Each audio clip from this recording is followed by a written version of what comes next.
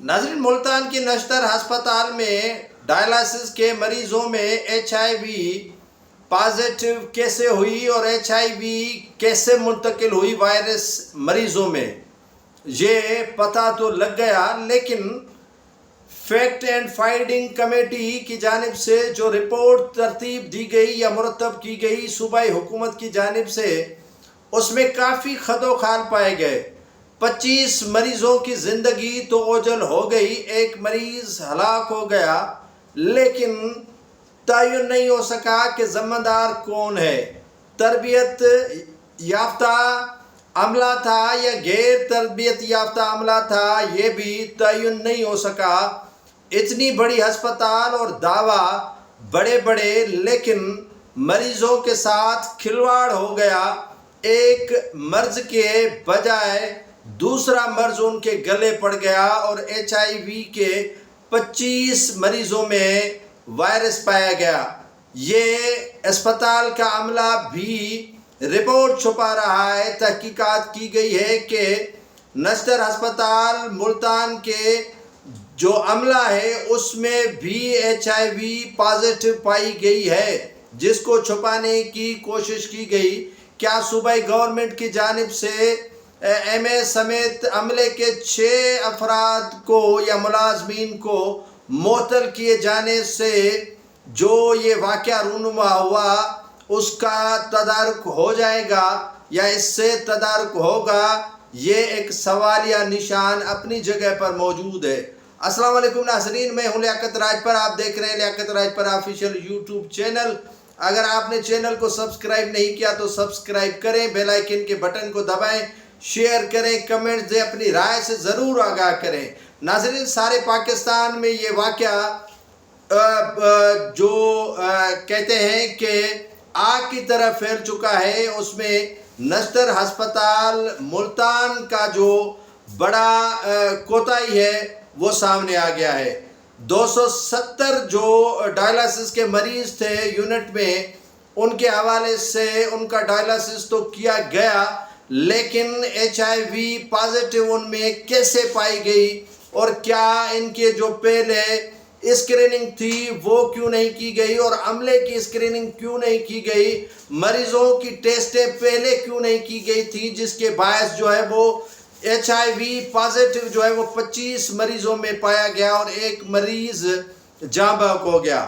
جو صوبائی گورنمنٹ ہے وہاں پنجاب کی وزیر اعلیٰ پنجاب جو دعویٰ تو بڑی کرتی ہے، دعوے کے ساتھ ساتھ وہ کہتی ہے کہ ہم نے بڑا کام کیا ہے ہیلتھ کے شعبے میں، لیکن نشتر ہسپتال ملتان میں جو کوتاہی ہوئی ہے اس نے صوبائی گورنمنٹ کی کلئی کھول دی ہے۔ جو صوبائی حکومت کی جانب سے وزیر سلیمان رفیع کی جانب سے فیکٹ اینڈ فائنڈنگ کمیٹی کی تشکیل دی گئی تھی، اس نے کافی خد و خال اپنی جگہ پر چھوڑے ہیں۔ ان کا تذکرہ میں آپ کے سامنے اور شیئر کرنا چاہتا ہوں۔ ڈائلسس سے قبل عملے اور مریضوں کے لیے صحت کے حوالے سے کیا ٹیسٹ ضروری نہیں تھی؟ نااہلی کی وجہ سے ایچ آئی وی وائرس کیسے منتقل ہوا؟ فیکٹ اینڈ فائنڈنگ کمیٹی، اس واقعے کا ذمہ دار کون ہے؟ 4 رکنی کمیٹی یہ تعین ہی نہیں کر سکی ہے۔ صوبائی وزیر صحت سلیمان رفیع صرف دکھی نظر آئے اور اس سے آگے اس نے کچھ بھی نہیں کیا۔ ایک ڈائلسس پہ کئی مریض جو ہیں وہ ان سے ڈائلسس کروایا گیا، لیکن ان کا ٹیسٹ ضروری نہیں سمجھا گیا۔ اسپتال کی تحقیقاتی کمیٹی کی جو رپورٹ میں کہا گیا ہے اس میں اسپتال کے عملے کو انفیکشن اور ان کے جو ٹیسٹ ہیں ان کی نگرانی، باقاعدہ تربیت ہونی ہے کہ ان کا جو تربیت ہونا یا تربیت یافتہ عملے کا تعین ہونا یا ان کا تقرر ہونا ایک بڑا جو ہے وہ لمحہ فکریہ ہے کہ غیر تربیت یافتہ عملہ وہاں پر کام کر رہا تھا اور ڈاکٹرز کی بڑی وہاں پر قلت تھی۔ ڈائلسس کے حوالے سے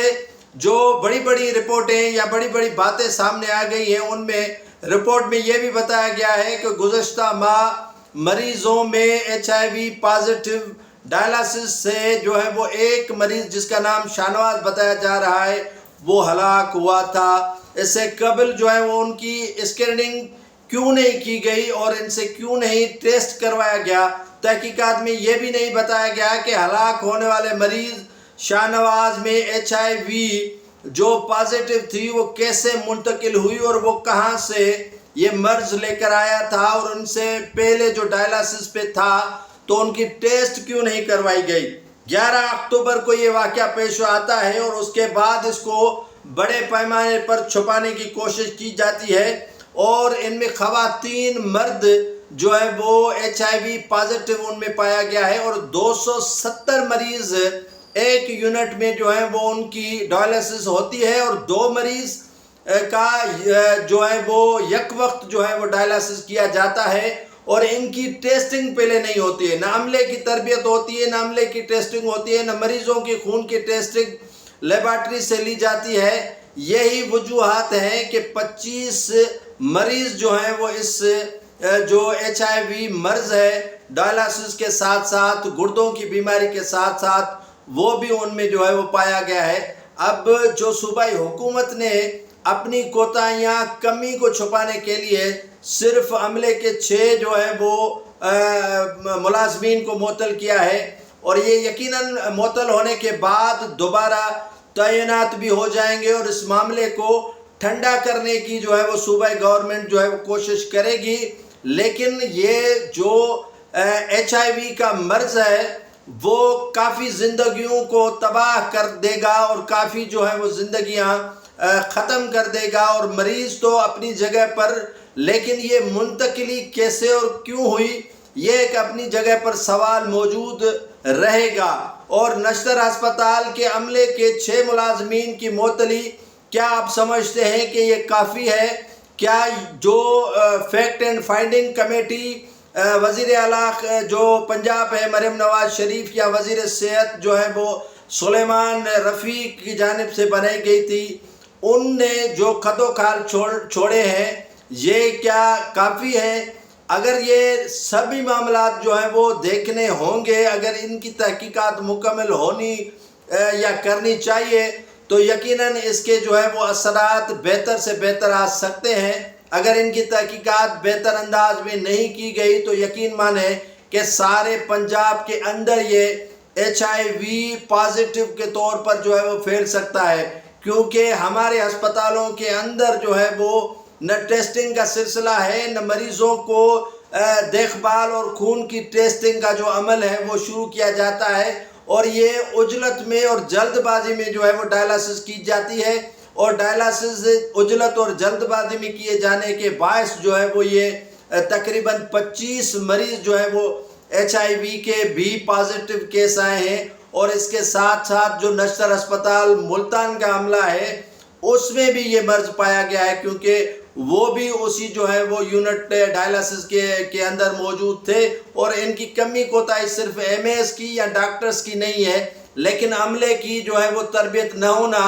عملہ وہاں پر مقرر نہ ہونا، ڈاکٹرز کی جو ہے وہ کمی اور شارٹیج کی وجہ سے جو ہے وہ بڑا واقعہ رونما ہوا ہے، اور اس کی مکمل تحقیقات کرنا صوبائی حکومت پنجاب کا کام ہے۔